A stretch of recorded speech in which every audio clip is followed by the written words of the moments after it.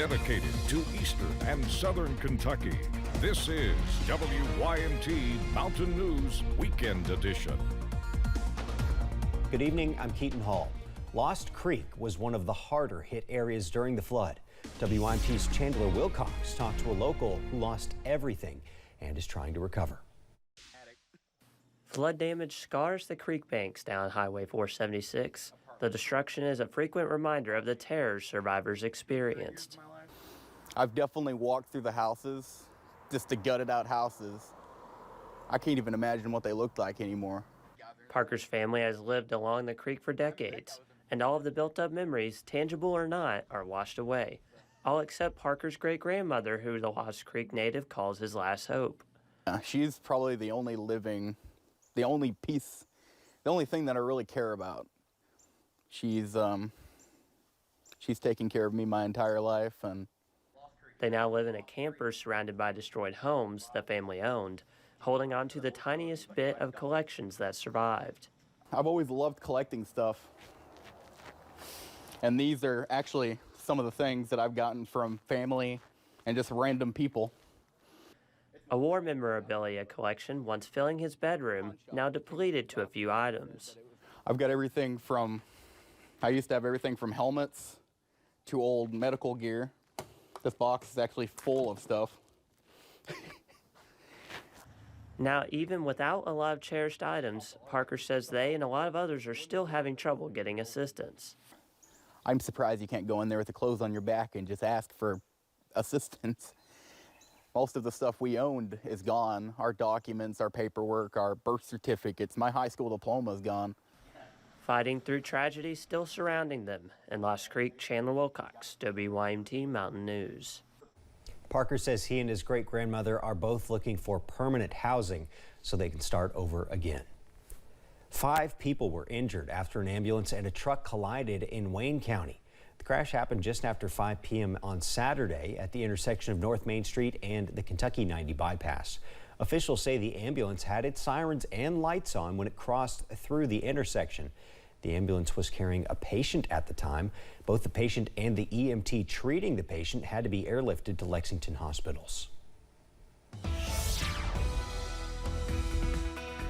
Well, another chilly night is on tap across the mountains as temperatures continue to fall into the upper 40s. Here is a live look right now over at UVA Wise, and it is gloomy as it is foggy and cloudy back in the distance. Current temperature sitting at 48, and high temperatures today all dependent on where you are. Lower 50s for Pikeville, but how about upper 60s in Somerset, 68, 61 for London, 58 in Jackson, and 54 over in Harlan.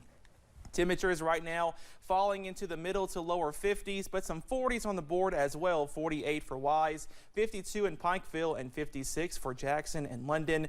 Up on satellite and radar, you can see the bulk of the rain and the cloud cover is starting to fade away as the remnants of Ian continue pushing off to our east, and we will continue to dry out and clear out as we go into tonight. Also watching out for some fog, though, especially late tonight and early on Monday. And as you head out the door Monday morning, be sure to grab the coat because it is going to be chilly. Temperatures falling into the upper 40s, but a gorgeous day is in store on Monday and beyond. I have that full forecast coming up in just a little bit. Keaton. Thank you, Cameron. All along Florida's Gulf Coast, rescue crews are out looking for people who decided to ride out Hurricane Ian. The Category 4 storm obliterated entire communities, killing at least 80 people in Florida alone. Chris Hoffman has the latest from Northport, Florida. Excuse me. Anyone home? Search and rescue! Calls for help are being answered on Florida's Sanibel Island. Your son sent us. We're a rescue organization. Rescue crews are going door to door, finding people like Betty Reynolds, who's lived here for 47 years and has seen her fair share of hurricanes. I didn't stay for Charlie or Irma, and I had no damage. And I just didn't believe there'd be storm surge. Just north of Sanibel, the Coast Guard is leading a mass rescue on Pine Island, Florida's largest barrier island. Its bridge to the mainland destroyed. I should have left. I shouldn't have stayed. We watched boats, houses. We watched everything just go flying by. We've lost so much at this point. Federal officials say more than 1,000 people have been rescued from flooded areas along Florida's southwestern coast. 5,400 National Guard members are supporting relief effort, including clearing the roads in Fort Myers Beach. The mayor of Fort Myers defended the timing of the mandatory evacuation orders given by Lee County officials a day later than other counties in the area. Warnings for hurricane season start in June, and so there's a degree of personal responsibility here. The thing is that a certain percentage of people will not heed the warnings regardless. I'm here on the mainland in Northport, Florida, more than 25 miles from where Hurricane Ian came ashore on Wednesday, and people are still being evacuated from flooded communities. Kevin and Laura Leaf got a boat ride to dry land from a stranger. Our house is surrounded by water. They would have stayed, they said, but they don't have power. Power is still out for thousands, but Florida Power and Light announced 44,000 utility workers from 33 states have restored electricity to 75% of customers. Chris Hoffman, CBS News, Northport, Florida. President Biden plans to visit Florida on Wednesday following a trip on Monday to Puerto Rico, which was also recently ravaged by Hurricane Fiona. There's a renewed focus on safety in football, especially when it comes to brain injuries after a player for the Miami Dolphins seemingly aggravated a previous concussion. Here in Kentucky, high school players with a concussion cannot play for the rest of the day. KHSAA Commissioner Julian Tackett oversees hundreds of games each and every fall Friday. He says any time an injury like this occurs, it should compel leagues at all levels to look for loopholes in their own protocols and try to close them. The kids playing at our level, their brain is still forming. The concussion itself may not be as bad as you getting back out there too quickly before you get another one.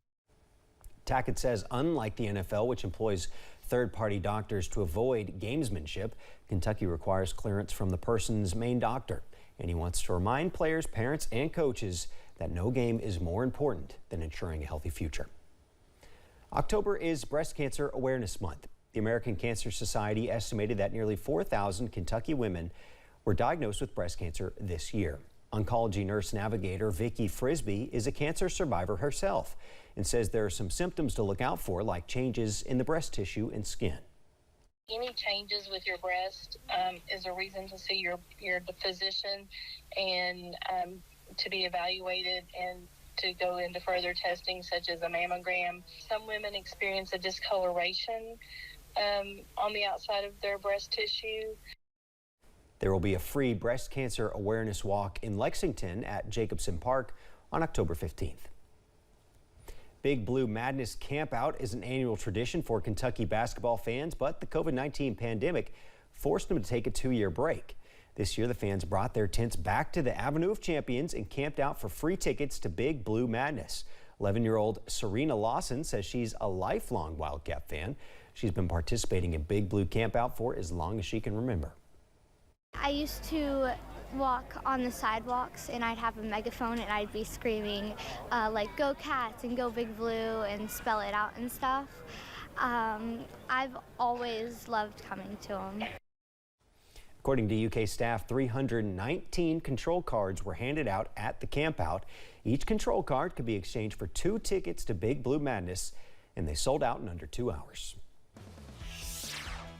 Coming up at 11, a small business in Corbin celebrates 4 years. And beautiful weather returns as we start the new work week. I have your full First Alert forecast coming up.